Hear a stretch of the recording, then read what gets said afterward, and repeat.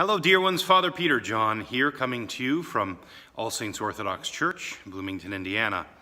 Christ is in our midst. You know, I've waited to talk to you about this next American saint because the timing hasn't seemed quite right.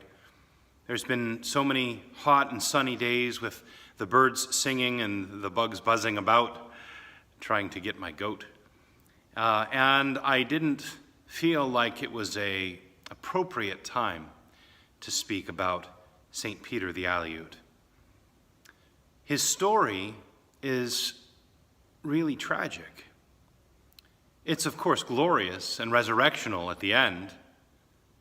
I mean, at the end now, with him, with Christ, in paradise. But the story of St. Peter the Aleut is really a very difficult one for us. He was from the Aleutian Islands, actually from Kodiak Island in particular, and he was working at Fort Ross, a Russian settlement down in California. In 1816, the Spanish colonial government decided to expel all of the Russian traders, workers from California. And at that time, St. Peter was arrested by the Spanish with a number of other Aleutian natives. In the middle of the night, some Roman Catholic monks came to the prison.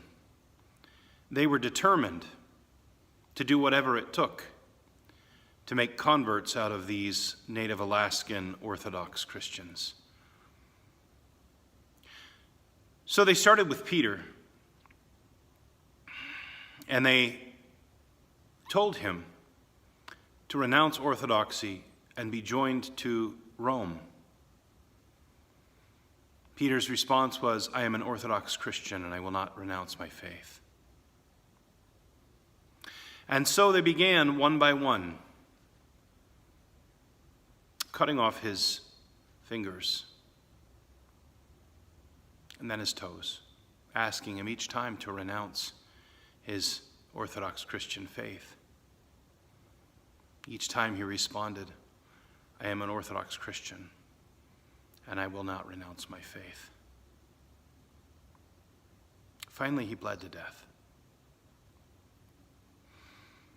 Those who were with him when he suffered were released to go back to Alaska.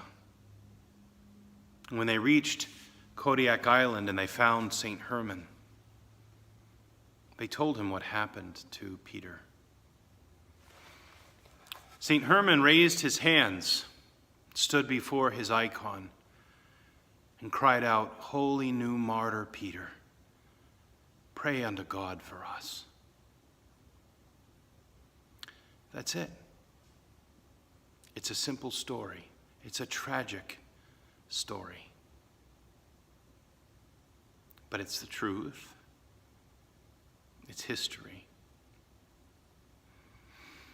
So we cry out together with St. Herman on this stormy, dark night where the wind is raging through the trees, tearing the branches. We cry out, "Holy St. Peter, pray unto God for us." Christ is in our midst.